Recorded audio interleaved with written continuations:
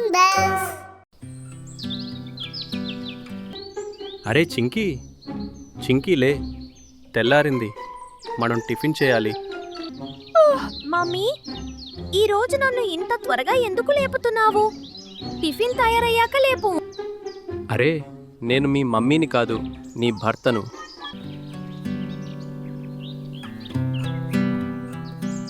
ఒక అడవిలో చింకీ అనే పిచ్చుక తన తల్లిదండ్రులతో కలిసి నివసిస్తూ ఉండేది. అరే చింకి బిడ్డ, భోజనం చేసే సమయమైంది. ఇప్పుడు ఎక్కడికి వెళ్తున్నావు? అమ్మా, నేను నా స్నేహితులతో కలిసి కాసేపు అలా తిరిగి వస్తాను. వద్దు, ఎక్కడికి వెళ్లాల్సిన అవసరం లేదు. వచ్చి భోజనం చేయి. అరే, తనింకా చిన్నపిల్ల, ఎందుకు ఆపుతున్నావు? అది కదా నాన్న అంటే. సరే, నేను వెళ్తున్నా. ఇది చెప్పగానే చింకీ ఫుర్మని ఎగిరిపోయింది.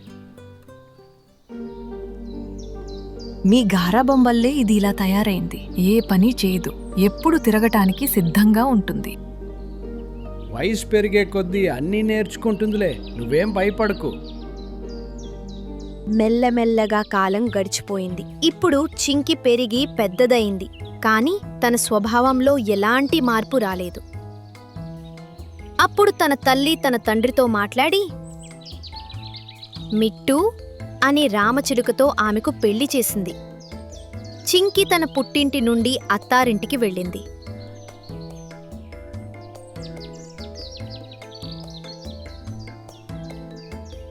చింకీ, ఇది మన ఇల్లు. ఇప్పుడు దీన్ని స్వర్గంగా మార్చే బాధ్యత నీదే. అమ్మో, నేను ఇంటిని స్వర్గంగా ఎలా మార్చగలను? మీరు మరీను ఏం మాట్లాడుతున్నారో? నువ్వు చాలా అమాయకురాలివి చింకీ. పర్వాలేదు, మెల్లగా అన్నీ నేర్చుకుంటావు. మరుసటి రోజు ఉదయం కోడి కూత అడవిలో ప్రతిధ్వనించింది. అప్పుడు మిట్టు నిద్రలేచాడు. ఆహా, ఎంత హాయిగా నిద్రపట్టిందో. అమ్మా, నాకు టిఫిన్ తీసుకురావా? అరే ఇదేంటి, నాకు పెళ్ళయింది కదా, ఇప్పుడు అమ్మ కాదు భార్య టిఫిన్ తీసుకురావాలి. అతను లేచి చూసేసరికి చింకీ ఇంకా హాయిగా నిద్రపోతూనే ఉంది. అరే చింకీ, చింకీలే, తెల్లారింది, మనం టిఫిన్ చేయాలి. దీనికి చింకీ కళ్ళు తెరవకుండానే ఆవలిస్తూ ఇలా అంది. మమ్మీ, ఈరోజు నన్ను ఇంత త్వరగా ఎందుకు లేపుతున్నావు? టిఫిన్ తయారయ్యాక లేపు. అరే, నేను మీ మమ్మీని కాదు, నీ భర్తను. మిట్టు తనని లేపడానికి చాలా ప్రయత్నించాడు, కాని ఆమె అటు ఇటు దొర్లుతూ పడుకుంది. కాసేపటికి మిట్టు తల్లి అక్కడికి వచ్చింది. ఏంటి మిట్టు, కోడలింకా నిద్రపోతోందా? మీరిద్దరూ టిఫిన్ చేశారా లేదా? లేదమ్మా, చింకీ ఇంకా నిద్రలేవలేదు. ఇప్పుడు చింకిని లేపడానికి చాలా పక్షులు గుమిగూడాయి. అందరి అరుపులు విని చింకి నిద్రలేచి కూర్చుంది. అరే, ఏమైంది? ఎందుకు ఉదయాన్నే నా చెవి దగ్గర అరుస్తున్నారు? చింకీ, ఇప్పుడు నువ్వు అత్తారింట్లో ఉన్నావు. నువ్వు ఉదయాన్నే నిద్రలేచి నీ బాధ్యతలు నెరవేర్చాలి. అత్తయ్య గారు, నా కోసం ఒక మంచి టీ తీసుకురండి. టీ తాగందే నాకు నిద్ర వదలదు. అమ్మో, ఇది రివర్స్లో మనల్నే టిఫిన్ అడుగుతోంది. చింకికి పెళ్ళయింది, కాని ఆమె అలవాట్లు మిట్టూని ఇబ్బంది పెడుతున్నాయి. మిట్టుగారు, నేను కాసేపు అలా తిరిగి వస్తాను. అరే చింకీ, మధ్యాహ్నం అవుతోంది, ఇప్పుడెక్కడికి వెళ్ళడం మంచిది కాదు. నీకు రావాలని లేకపోతే నువ్వు ఇక్కడే పడి ఉండు, నన్ను వెళ్ళనివ్వు. చింకీ, వద్దంటే వద్దంతే. కాసేపు చింకి గొణుగుతూ కూర్చుంది. అప్పుడే ఆమె స్నేహితులు కాకి, కోయిల అక్కడికి వచ్చారు. అరే చింకీ, నువ్విక్కడున్నావా? మేము నిన్ను తీసుకువెళ్ళడానికి మీ ఇంటికి వెళ్ళాం. నాకు పెళ్ళయింది కదా, అందుకే ఇప్పుడిక్కడే ఉంటున్నా. మంచిది, అయితే చెప్పు, ఇప్పుడు గూగుల్ బెర్రీస్ తినడానికి మాతో వస్తావా రావా? చింకీ, వద్దు, నువ్వు ఇలా వెళ్ళకూడదు. పదండి పదండి, ఆయన ఇలానే చెప్తుంటారు. మిట్టు మాట్లాడుతుండగానే చింకీ తన స్నేహితులతో కలిసి వెళ్ళిపోయింది. గంటలు గడిచిపోయాయి. సాయంత్రమైంది, కాని చింకీ ఇంకా తిరిగి రాలేదు. మిట్టు చాలా కంగారు పడ్డాడు. మైనా భోజనం తీసుకుని వచ్చింది. ఇదిగో మిట్టు, నువ్వు కోడలు కలిసి భోజనం చేయండి. అమ్మా, చింకీ ఇంకా రాలేదు. రాలేదా? ఎక్కడికి వెళ్ళింది? తన స్నేహితులు వస్తే వాళ్ళతో కలిసి షికారుకు వెళ్ళింది. అరే, పెళ్ళయ్యాక ఎవరైనా స్నేహితులతో అలా షికార్లకు వెళ్తారా? అప్పుడే చింకీ అక్కడికి చేరుకుంది. వావ్, పెళ్ళయ్యాక మొదటిసారి ఇలా తిరగటానికి వెళ్ళాను. ఈరోజు చాలా మజా వచ్చింది.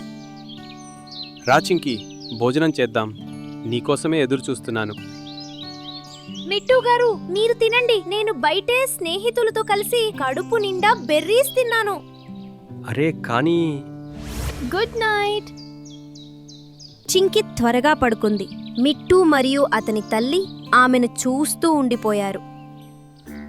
చింకి రోజూ తన స్నేహితులతో షికారుకి వెళ్ళేది మరియు రాత్రి అయ్యాకే ఇంటికి వచ్చేది. మిట్టు చాలా బాధపడసాగాడు. ఒక సాయంత్రం ఆమెకు నచ్చజెప్పడానికి ప్రయత్నించాడు. చింకీ, ఇప్పుడు నువ్వు నా భార్యవు. నీ మంచి చెడులను నేను నిర్ణయించగలను. నీ స్నేహితులు మన మధ్య దూరాన్ని పెంచుతున్నారు. వాళ్ళు నిన్ను నిజమైన స్నేహితురాలిగా చూస్తున్నారని నాకు అనిపించటం లేదు.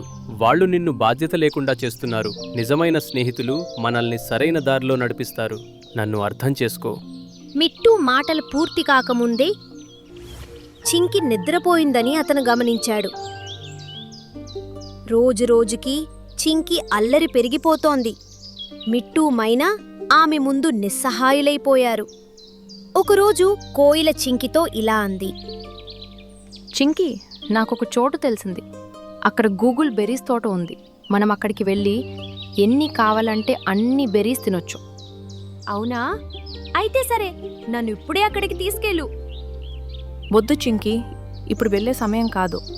అది చాలా దూరంలో ఉంది.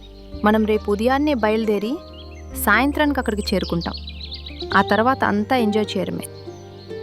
ఓహో, సరే. కానీ మనం అక్కడికి చేరుకునేసరికి రాత్రి అయితే తిరిగి ఎప్పుడు వస్తాం? మనం ఒక పని చేద్దాం. మనం ఒక రాత్రి అక్కడే ఉండిపోదాం. ఎల్లుండి తిరిగి వద్దాం. ఇప్పుడు నీ భర్తకు ఎలా నచ్చజెప్పాలో నువ్వు చూసుకో. ఆయనకేం చెప్పక్కర్లేదు. నేను ఒక రాత్రి అక్కడ ఉంటానని ఆయనకు చెప్పను. రేపు ఉదయం ఆయన నిద్రలేవక ముందే నేను వెళ్ళిపోతాను. సరే, అయితే మేము మర్రి చెట్టు దగ్గర నీకోసం ఎదురు చూస్తాం. సరే. చింకి ఇంటికి వచ్చేసరికి మిట్టు ఈరోజు కూడా ఆకలితోనే కూర్చుని ఉన్నాడు. అతని ముందు భోజనం ఉంది. వచ్చావా చింకీ? వీలైతే నాతో కలిసి భోజనం చెయ్యి. లేకపోతే ఈరోజు కూడా బెర్రీస్ తినొచ్చావా? నిజం చెప్పాలంటే తిని వచ్చాను, కానీ ఈరోజు మీతో కలిసి మీ ఫేవరెట్ భోజనం చెయ్యాలని అనిపిస్తోంది. చింకి తనతో కలిసి భోజనం చేయడంతో మిట్టు చాలా సంతోషించాడు. అవును చింకీ, నువ్వెక్కడెక్కడికి తిరగడానికి వెళ్తావో నాకు చెప్పు. మేం మొదట ఆ నల్ల కొండల దగ్గరికి వెళ్తాం. ఆ తర్వాత ఈరోజు మొదటిసారి మిట్టు మరియు చింకి మధ్య కొన్ని మాటలు జరిగాయి. అది మిట్టుకి చాలా ఆనందాన్నిచ్చింది. మరుసటి రోజు కోడి కూయక ముందే చింకి నిద్రలేచింది. ఆమె ఒక్కసారి మిట్టు వైపు చూసింది. నేను ఈయనకు చెప్పాలా వద్దా? అక్కడ కోయిల మరియు కాకి ఇద్దరూ ఆమె కోసం ఎదురు చూస్తున్నారు. అరే, ఈ చింకి వస్తుందా రాదా? అరే, ఆమెకు తిరగడం మరియు బెర్రీస్ తినడం అంటే పిచ్చి పట్టించాం కదా. ఆమె ఎలా వద్దు అంటుంది? ఖచ్చితంగా వస్తుంది. అప్పుడే చింకి అక్కడికి చేరుకుంది. క్షమించండి స్నేహితులారా, కొంచెం ఆలస్యమైంది. పర్వాలేదు, పద వెళ్దాం. పదండి, నాకు కూడా ఆ తోటకి వెళ్ళాలని చాలా ఆతృతగా ఉంది. ఇది విని కోయిల మరియు కాకి ఒకరినొకరు చూసుకుని వింతగా నవ్వుకుని ఆకాశంలోకి ఎగిరారు. చింకీ వాళ్ల మధ్యలో ఎగురుతోంది.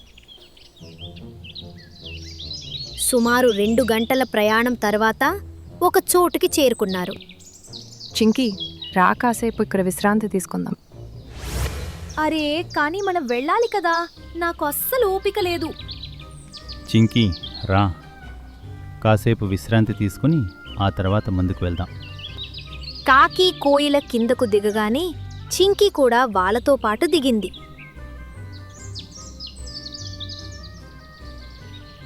అప్పుడే అక్కడికి ఒక డేగ వచ్చింది. అమ్మో, పారిపోండి స్నేహితులారా, ఈ డేగ మనల్ని చంపేస్తుంది. చింకి దాన్ని చూసి చాలా భయపడిపోయింది. కాని కోయిల మరియు కాకి గట్టిగా నవ్వారు. మేం నీ స్నేహితులమని ఈ డేగ మనల్ని చంపేస్తుందని నువ్వు అనుకుంటున్నావా? లేదు చింకీ, ఈ డేగ మా అడవికి రాజు. మేము నిన్ను కావాలనే ఇక్కడికి తీసుకొచ్చాం.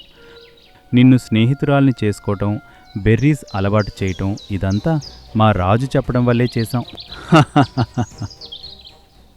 చింకి ఒక్కసారిగా షాక్ అయింది. ఆమె తన చెవులను తనే నమ్మలేకపోయింది. నేను నా కుటుంబం కంటే, నా భర్త కంటే మీకే ఎక్కువ ప్రాముఖ్యత ఇచ్చాను. మిమ్మల్ని ప్రాణ స్నేహితులుగా నమ్మాను, కానీ మీరు నన్ను చంపడానికి ఇక్కడికి తెచ్చారా? అవును, ఎందుకంటే నువ్వు నీటి పిచ్చుకవి. నిన్ను వేటాడి తింటే నా శక్తి 3 రెట్లు పెరుగుతుందని మా జ్యోతిష్యుడు చెప్పాడు. ఇప్పుడు నా ఆహారం కావడానికి సిద్ధంగా ఉండు. ఇది విని చింకి వణికిపోయింది. ఆమెకు తన భర్త మాటలు గుర్తుకు వచ్చాయి. నా భర్త చెప్పింది నిజం. నిజమైన స్నేహితులు సరైన దారి చూపిస్తారు. మీరు నన్ను నా తల్లిదండ్రులకు, నా భర్తకు వ్యతిరేకంగా మార్చారు. ఇదంతా ఒక కుట్ర. ఇప్పుడు ఈ మాటల వల్ల ఉపయోగం లేదు చింకి, అంతా ముగిసిపోతోంది. డేగ చింకి వైపు రాసాగింది. చింకి కళ్ళు మూసుకుంది. ఆమె శరీరం వణకడం మొదలైంది. అప్పుడే చింకీ, మిట్టు చింకి ముందు వచ్చి నిలబడ్డాడు. అరే, నువ్వెక్కడి నుంచి వచ్చావు? అప్పుడే 3 గద్దలు మరియు 3 గుడ్లగూబలు డేగపై దాడి చేశాయి. అవన్నీ డేగను వెంటాడాయి. డేగ అక్కడి నుండి పారిపోయింది. మిట్టు గారు, మీరా? చింకి మిట్టుని హత్తుకుంది. కోయిల మరియు కాకి అక్కడి నుండి పారిపోయాయి.